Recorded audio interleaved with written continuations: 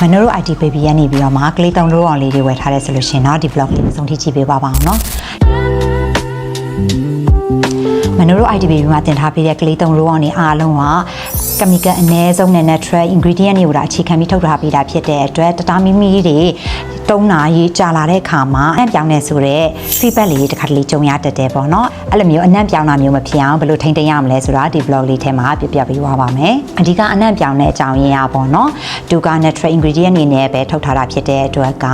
ကလေးတွေကတစ်ခါတလေကြာလို့ရှိရင်ရေမချိုးပဲအပြင်တော့ခန့်နေဆွလိုက်တာမျိုးဒါမှမဟုတ်လို့ရှိရင် PE class မှာပေါ့ချွေးတွေထွက်နေတဲ့အချိန်မှာဆွလိုက်တာမျိုးဆိုလို့ရှိရင်ချွေးတွေကဒီရဲ့ roller လေးမှာကန့်ညစ်ကြံနေတတ်တယ်ပေါ့နော်ဝယ်တော့ကတော့မွေးတယ်ကြာလာတဲ့အခါမှာအနံ့လေးနည်းနည်းပြောင်းနေဘာလို့လဲမသိဘူးဆိုတဲ့ဟာကအဲ့ဒါကြောင့်မဖြစ်တာပါအဲ့လိုမျိုးမဖြစ်အောင်ဘယ်လိုလုပ်ရမလဲဆိုလို့ရှိရင်တပတ်ကို2ခါလောက်ဒီ roller လေးကိုအနံ့မပါတဲ့ဝက်တစ်ရှူလေးနဲ့အသားအရာဒီလိုလေးပေါ့နော်တန်ရှင်ရေးလေးလုပ်ပြီးထားမယ်ဆိုလို့ရှိရင်တော့အနံ့ပြောင်းတဲ့ဖြစ်စဉ်မျိုးမဖြစ်တော့ပါဘူးဒီဘူးလေးဆိုလို့ရှိရင်မာရီယာလေးသုံးနေတာ6လကျော်ပြီးအနံ့လုံးဝ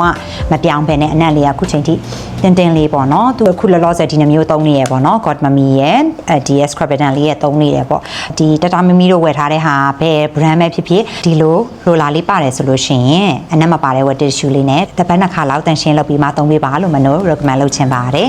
မနိုတို့ ITBB မှာ natural ingredient အနေနဲ့ဒါထုတ်ထားတဲ့ကလေး3ရိုးအောင်လေးတွေကိုအမျိုးပေါင်း20ကျော် install ထားရောင်းပေးနေတာမလို့တို့ ITBB ကိုလမ်းလာဖို့ဖိတ်ခေါ်ချင်ပါတယ်အားလုံးကျေးဇူးများတင်ပါတယ်